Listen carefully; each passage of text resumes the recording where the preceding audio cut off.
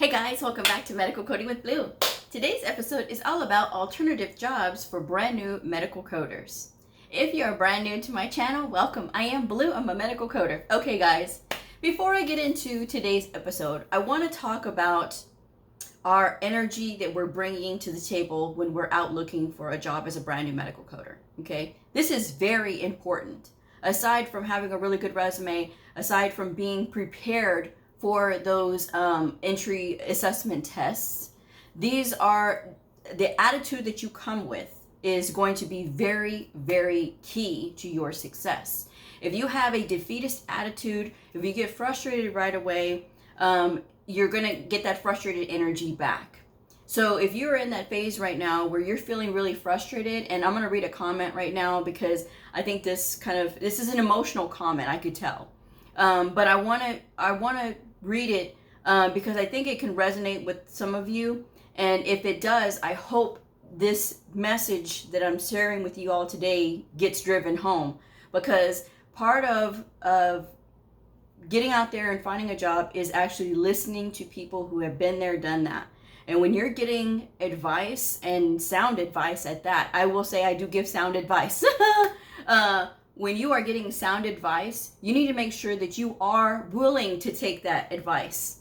Because if you're not, and you're just sitting there kind of spinning your wheels in your own state of frustration, you're going to miss out on a lot.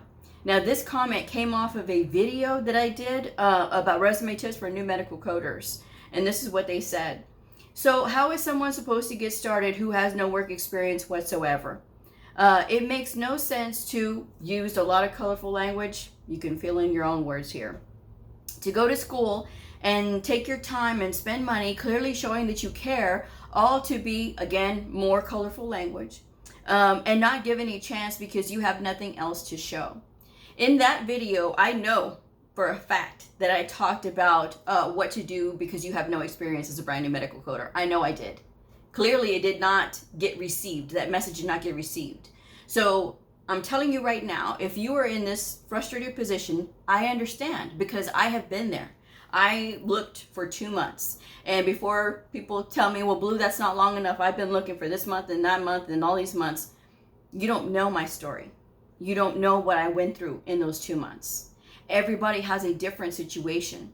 But I also will tell you that the secret and the key to my success, I know at that time, was the mentality that I had, which was, I can't give this up. I cannot keep doing what I was doing, which was manual labor. I was working at a bar, I was cleaning houses, I was doing all these things to keep my head above water while I was still looking for a job as a medical coder. Now, the thing that I didn't know at the time was to look for alternative jobs. Now, there are plenty of alternative jobs. Now, the ones that I'm going to talk about today are, getting into medical records. Medical records will get you in the hospital. If you want to work in a hospital, it will get you in the hospital. And it's a lot easier to transfer in to a higher position once you're in the facility working, right? And the other thing is working in prior authorizations. Prior authorizations requires you to look at charts and to call the insurance company and to say, hey, the doctor wants to do this procedure and the patient has this diagnosis. Can they do it? Yes or no? That's prior authorizations. That's getting you exposure to the documentation. It's getting you exposure to the codes. So it is a great way to start off using your knowledge, because you can bring that to the table when you're applying for a prior authorizations position. Hey, I've been to medical coding school. Who better to look at this documentation than me, right? So that's what you have to start off by, having that attitude of, hey, I have this really great gift, this knowledge, and I'm willing to share this with you. So let's go ahead and get in somehow, some way. There's also medical billing. Now, people will tell me, Blue, I don't want to be a medical biller. You don't have to be, but this is just an alternative position that you can start in as you are applying for medical coding positions. Because with medical coding, again, if you have a really good resume, there's a better chance of you getting called back. If you have a terrible resume, meaning that your resume is 4 and 5 pages, and you're not stating all of your skills, or you're stating too many skills. I've seen some people, it's like one resume goes around the internet and it's got NCD, LCD, and all these other edits, and it's got all these skills and they're just basically repeating itself throughout the resume. That's not good, guys. ICD-10 CM, CPT-4, HCPCS level 2, medical terminology, anatomy, pathophysiology, pharma. All of these things need to be on there, right? If you were trained in medical billing, that needs to be on there as well. Now, when you are filling out your resume, make sure that you put in ICD-10 CM. I have seen too many people try to be lazy and put ICD-10. Now, if I'm a hiring manager and I see somebody come to me with a resume that says ICD-10, that's your skill, ICD-10, next. This tells me that this person is not detailed. I'm looking for detail. If I'm a hiring manager, I want detail, because that means that this person is going to be paying attention to all the codes that they're selecting and the documentation that they're reading, because sometimes these providers may be saying something and it's not even related to that procedure. What's going on here? And if you're not paying attention to detail, you can miss that. So that's something that you need to keep in mind. The details matter. Keep your resume to 2 pages, guys. Okay, 2 pages max. I have a lot of resume tip videos. I do resume rewrites. My rate is in the description box below if you're interested in that. Another position that you can apply for, release of information. Now, release of information is not coding, but it is, it does require you to have HIPAA training, right? Because it's release of information. It's when maybe the patient comes in to medical records and asks for their medical record, and you're going to make sure that that's actually them. They have a legitimate, they have their IDs and everything that can identify themselves, so you're not handing out medical records to the wrong people, okay? So that's very important. But again, it's going to get you exposure to the environment of health information. So that is another alternative position that you can apply for, is that release of information. Apply with the temp agencies. A lot of people will resist me and tell me, Blue, I don't want to apply with the temp agency. Okay, this is just my advice to you guys. This is what I went through. Temp agency was what led me to my first assignment for 3 months. And then it led me to my second assignment, which was 8 months. And then it led me to my permanent coding home. Less than a year. So if I had been resistant, I would have missed out. I probably wouldn't be here with all of you. But because I stopped to listen to other people around me who actually cared, my mom, the one who got me to go back to the school because I was looking for 2 months, couldn't find a job, and then my school principal who said, hey, go to the temp agency, and I'm like, why would I want to go there? And I not knowing because I had that unconscious incompetence where I thought that I knew and I didn't. And there's a lot of people out there who have unconscious incompetence where they think they know and they don't know. And I'm not saying that to put anybody down. I'm saying it because I was there at one time and I didn't know. But now I'm sharing this with all of you. So instead of saying, oh no, I don't want to do that, or no, I don't want to do that, why don't you try it? Because if it's worked for me and it's worked for other people, because I've had other people tell me, Blue, I would have never got my job if it wasn't for you. I got a temporary job, and then that led me to a permanent job.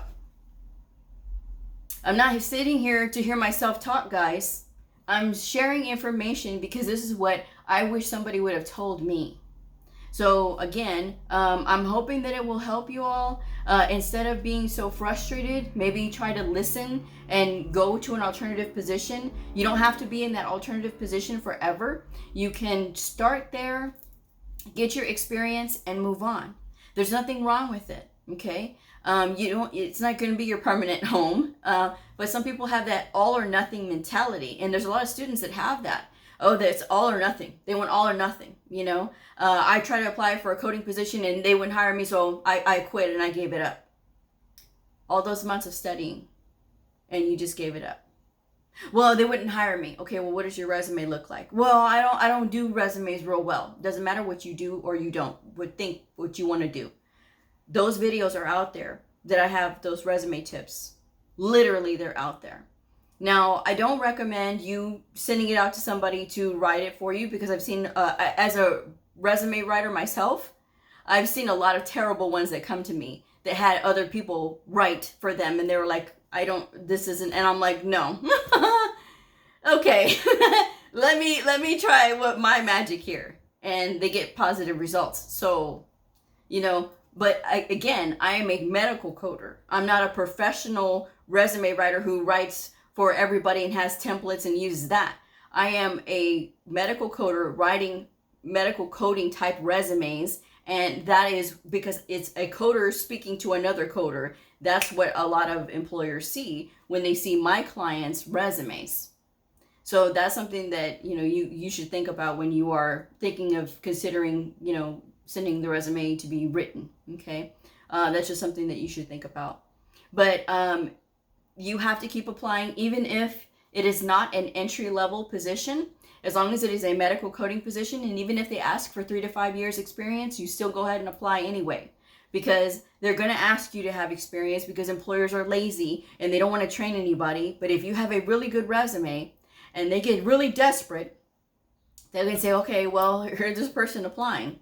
Let's go ahead and give them a try. And if they give you a test, you got to do your best, because that's going to be the difference of being called back or not. So that's something that you have to keep in mind when you are out there applying.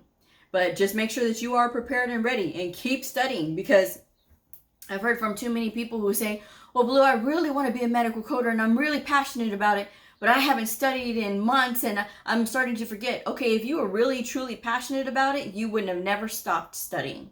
You would have still continued to study. And if you have stopped studying, it's not too late to pick that book back up and start studying again. Okay, because again, there's a lot of resources on the internet. There's CMS with their downloadable ICD-10-CM coding guidelines that you can look at.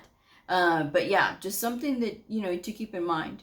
But you have to think of other alternatives. You have to look at the job listings. You can't just look up under medical coder, and you can't just look up under entry-level medical coder. Because if you're looking for entry-level medical coder, a lot of times you're not going to find it, because people, again, are not going to want to train you. But if you go there and you are looking through these job listings, sometimes their medical coder is listed as revenue cycle tech.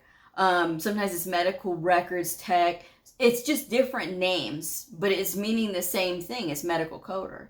So you can look at the job listing and see what it says. There's also risk adjustment coding. Now, risk adjustment coding is only diagnosis coding. And before you get excited, I don't like CPT, I don't like E&M, before you get excited about it, a lot of employers will not look at, if your only experience has been risk adjustment, they will not consider that as experience. I've seen it on the job listings.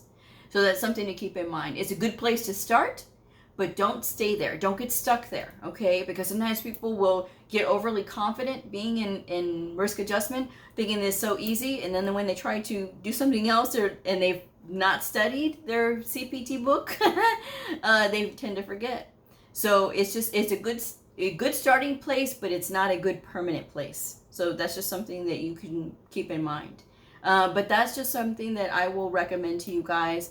Risk adjustment, prior authorizations, medical billing, medical records. If you are a nurse and you want to transition over to medical coding, utilization review is a great place for you to start as well. Utilization review kind of looks over things and they have their nurse eye. But that is how one medical coder who is a nurse got her start, was in utilization review. So that is something you can check out the job listings and check out the particulars on those. So that's just my advice for today, guys. Don't get frustrated and just stick with it. I understand that it's frustrating because I've been there, done that, got a t-shirt. But what I will say is, you're going to lose if you stop. If you stop, you will lose. But if you have it in your head, this is what I want, this is what I'm going to get, I'm going to get in there somehow, you will get it. But sometimes it's going to take some time, and then you got to make sure that you are presenting the best version of you. Okay? And I will close this episode up to talk about the one lady, when the pandemic first started. She wanted to see her husband. Her husband was staying in a nursing facility, and they said no visitors, only employees. And she wanted to hug her husband, wanted to see her husband, but because of the lockdowns, nobody could get in. So she applied as a dishwasher. She got the job. And guess what else? She got to go in and see her husband and give him a hug.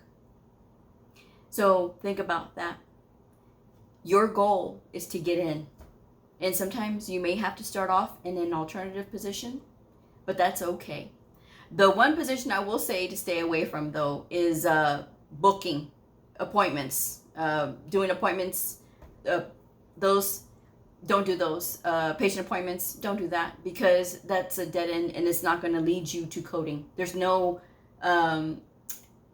really no technical knowledge and skill that you have to be a scheduler, okay, or doing bookings. But you do have to have the technical skill for release of information, medical billing, and all these other things. So that's why I say stay away from reception, stay away from scheduling, stay away from those positions, because again, that is not going to help you to get in, and it's not going to highlight the things that you know and using your skills. Because remember, that job is going to go on your resume, and you can put those transferable skills onto that resume from that alternative job. I'm just saying. So I'm going to wrap this one up. Thank you guys so much for joining me. I hope that you will share this if it helped you, like it, subscribe if you haven't already, and I will see y'all next time. Bye.